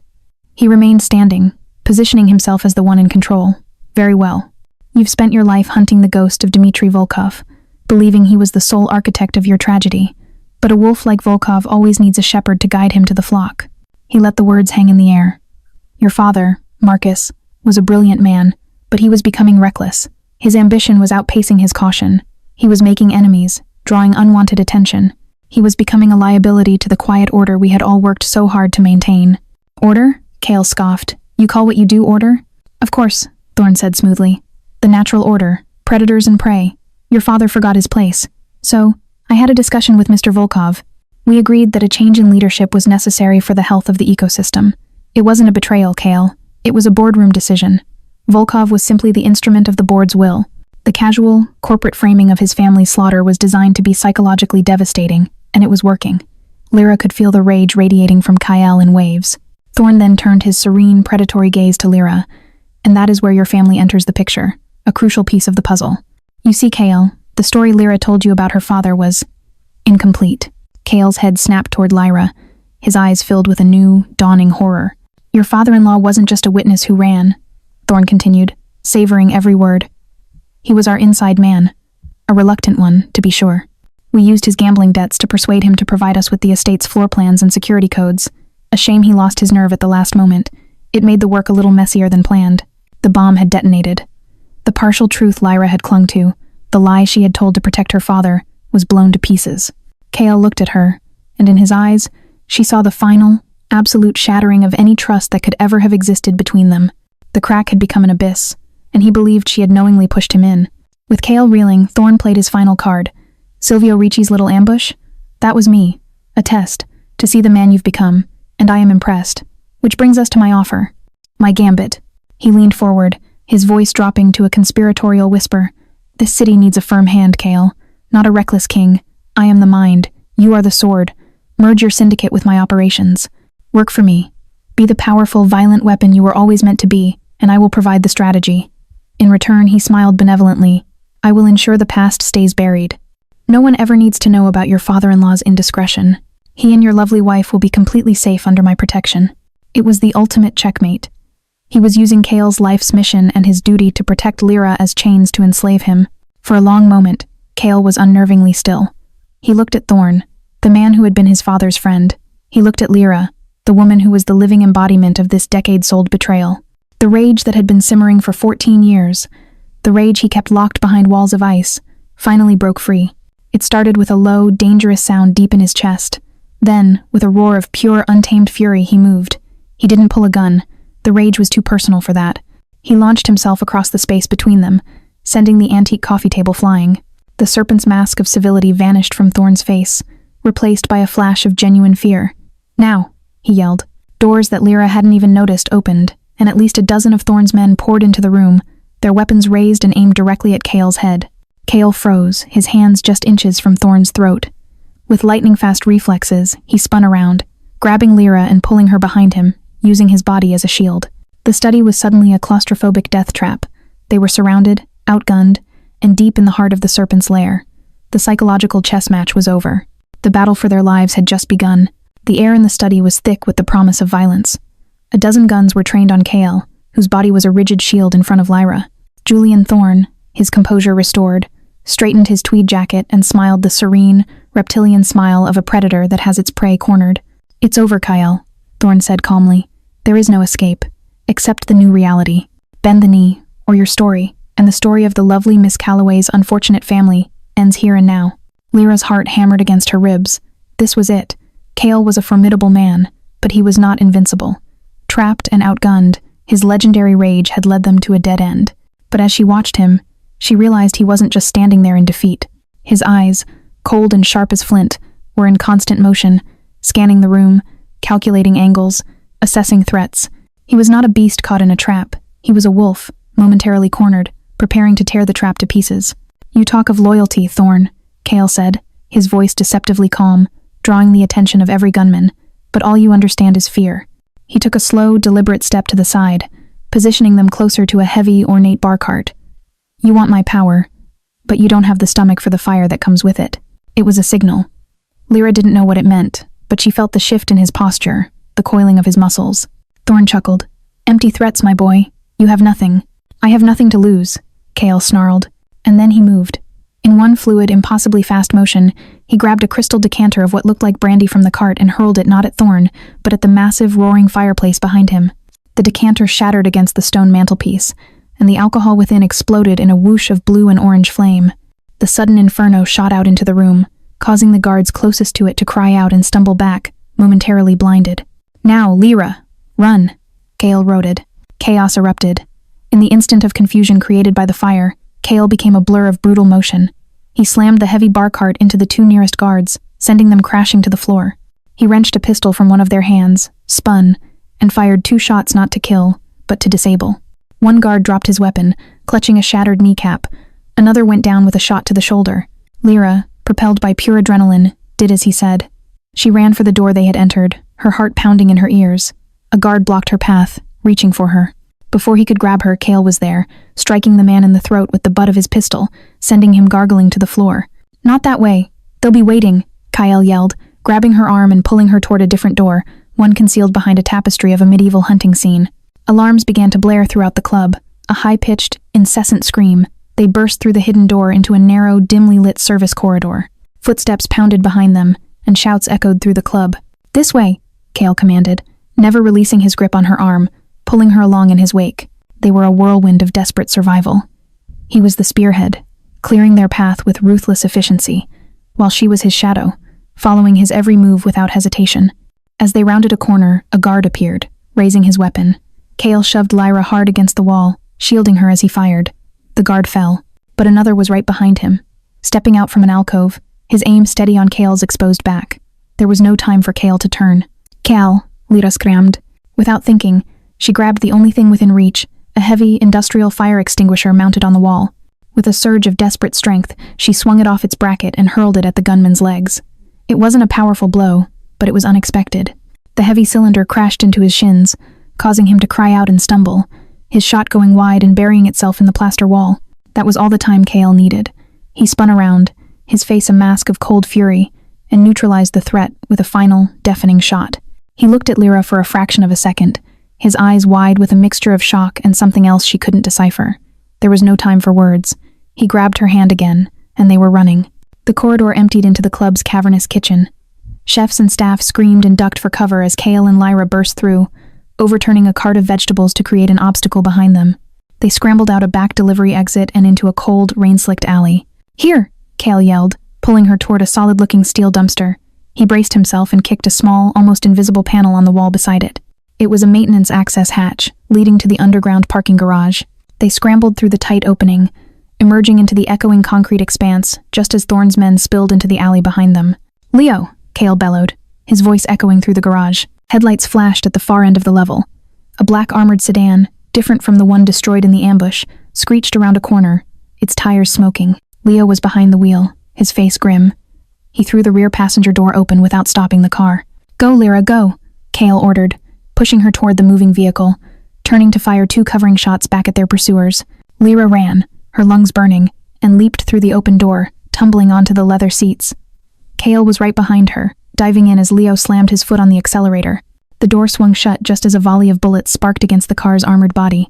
The sedan fishtailed, then shot up the ramp and out into the neon-drenched streets of Obsidian Bay, leaving the Elysian Club and Julian Thorne's trap behind them. They were alive. They were free. Bruised, breathless, and covered in grime, they collapsed against the seats. The adrenaline began to fade, leaving a profound, bone-deep exhaustion in its wake. Lyra looked at Kael, the man who had just learned her father's unforgivable secret. He was checking his weapon, his knuckles bloody, his breathing harsh. He had risked everything to get them out, to save her. He looked up and their eyes met.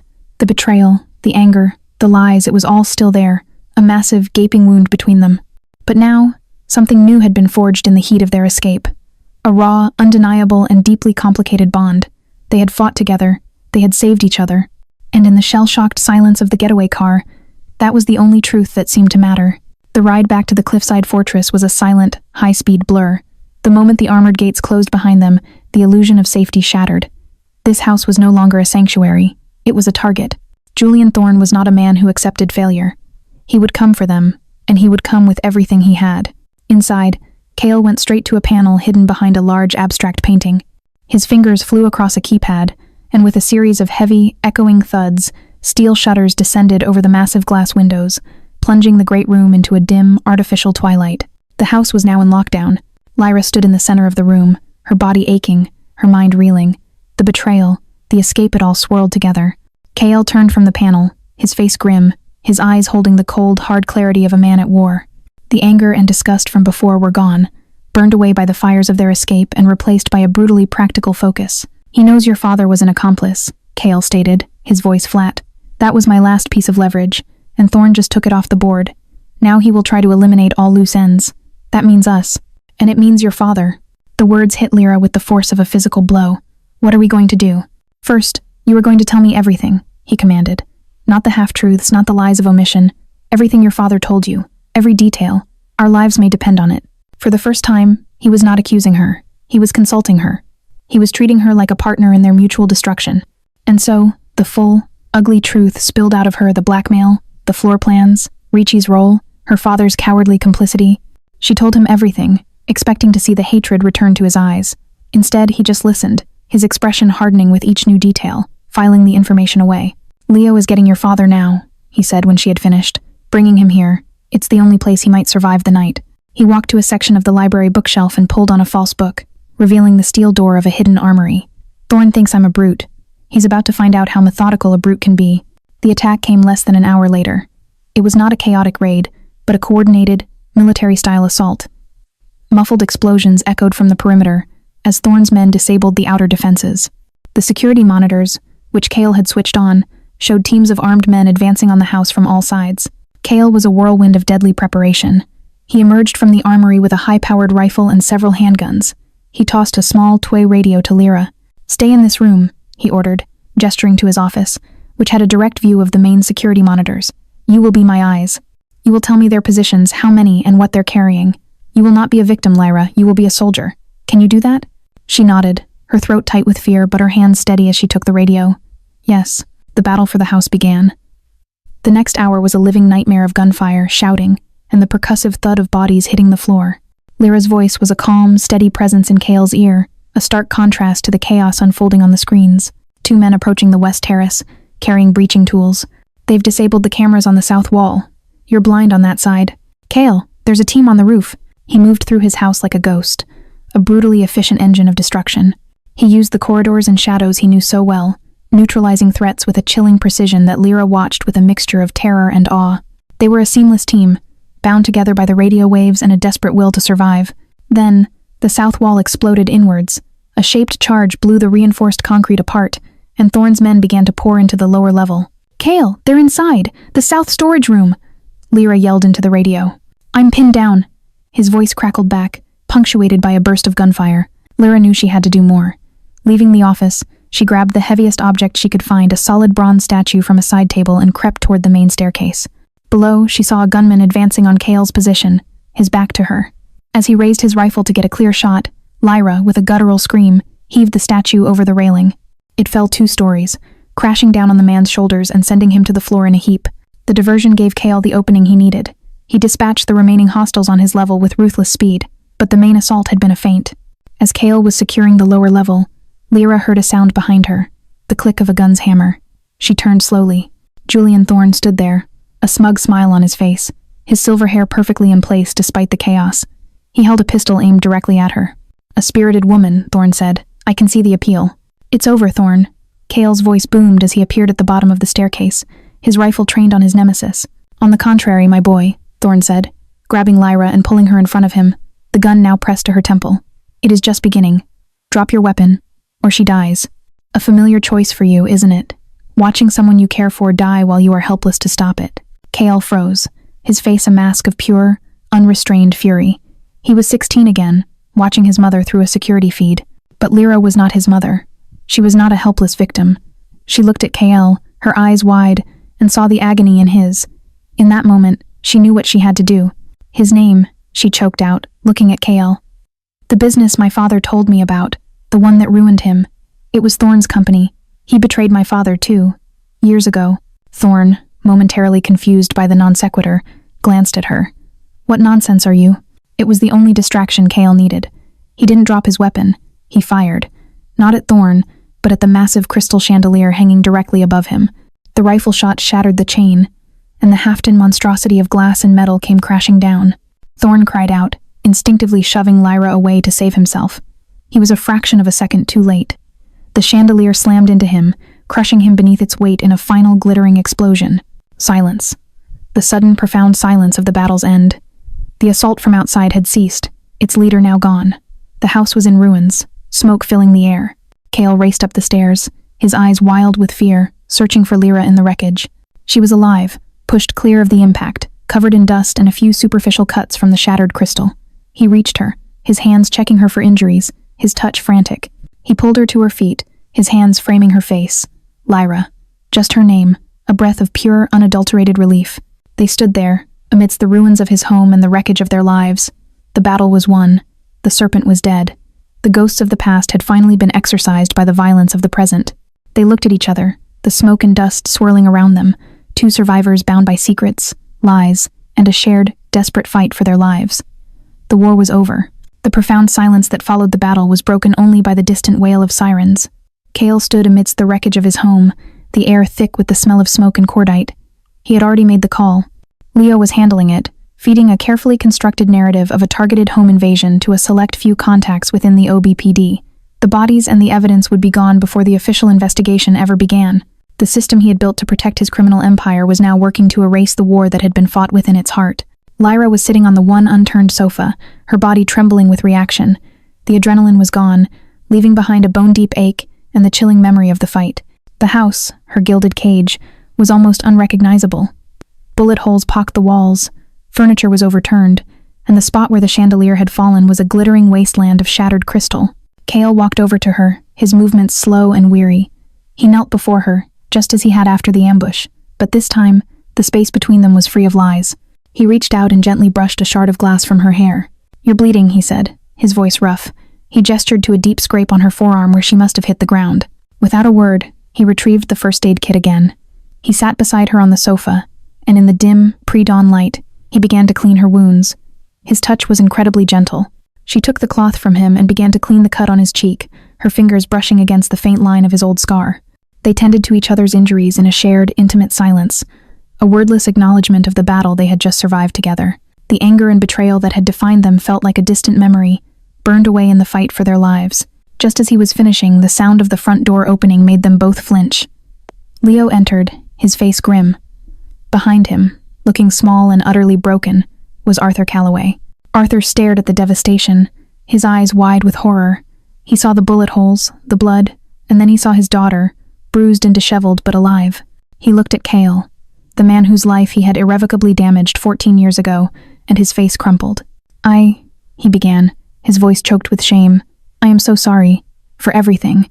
He was not just apologizing for the auction, he was apologizing for a lifetime of cowardice. The Kael of a month ago would have put a bullet between his eyes. But the man standing there now was different.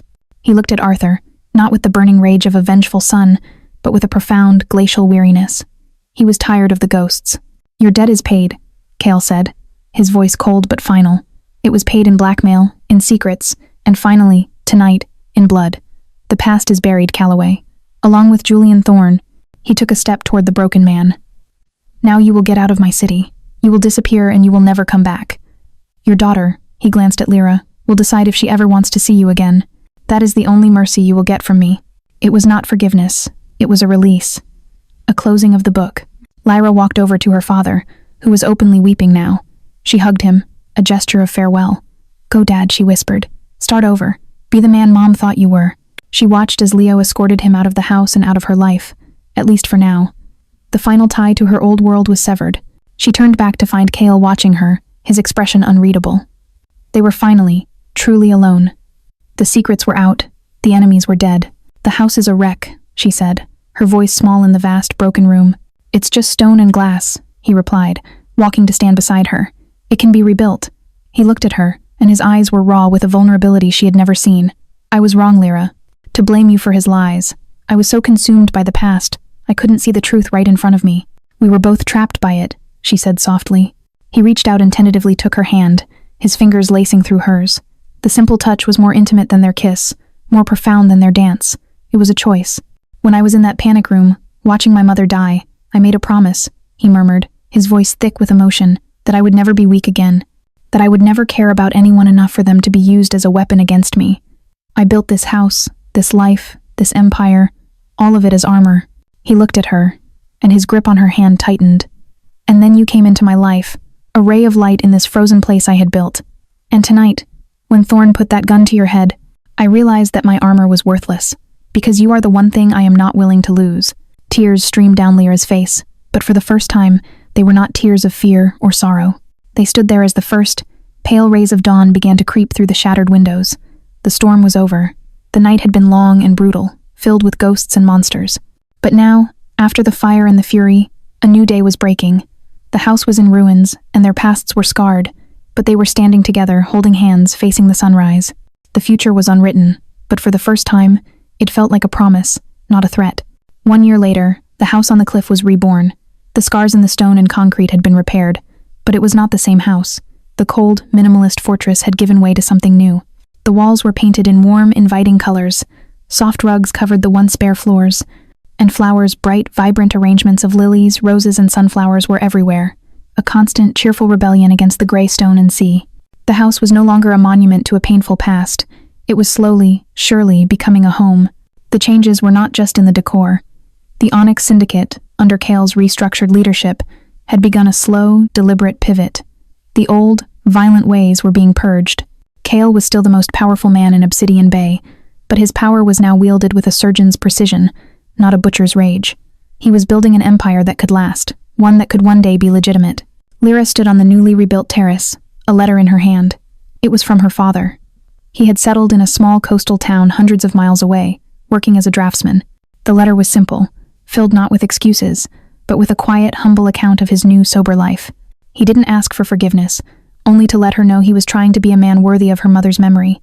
A pair of strong arms wrapped around her waist from behind, and she leaned back into Kael's familiar warmth. He rested his chin on her shoulder, his gaze following hers out to the calm blue sea. "Good news?" he asked, his voice a low, comfortable rumble against her ear. "Hopeful news," she corrected softly. "He's trying. That's all I can ask for." Kael pressed a gentle kiss to her temple. A year ago, the mention of her father would have thrown a wall of ice between them.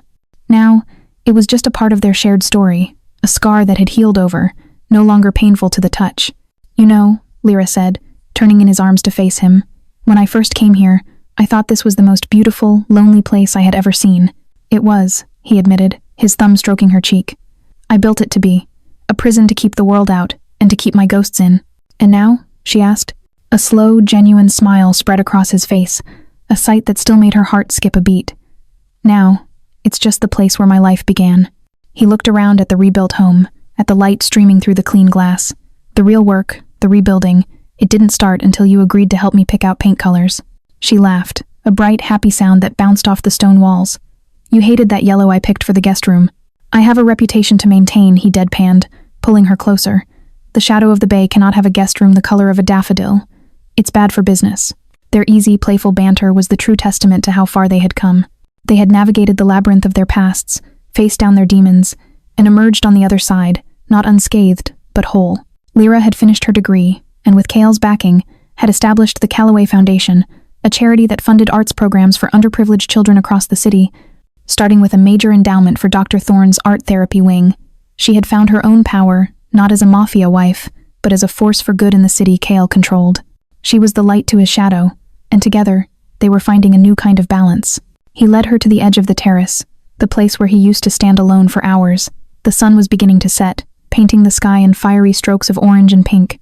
"I was bought in a room full of monsters," Lyra whispered, looking up at him. "My life was supposed to be a sentence, but I found my freedom here, with you." "You were never a prisoner, Lyra," he said, his voice thick with an emotion he no longer hid from her. "You were the one who set me free." He took her hand, raising it to his lips to kiss her knuckles. "The night my parents died, my life burned to the ground. I spent 14 years living in the ashes, thinking that was all I deserved. But you walked into those ruins and showed me how to build again." He framed her face with his hands, his storm-gray eyes, now clear and filled with an endless, abiding love, looking deep into hers. "I love you, Lyra Calloway Ashford." "I love you, Kael Ashford," she replied, her voice filled with a happy certainty. He kissed her then, a kiss that held none of the desperation of their first, but all of the passion, tempered with the profound peace of coming home. It was a promise. The storm was over, the dawn had broken, and here, On the edge of the world, in a home built from the wreckage of their past, they were finally writing a future from the ashes.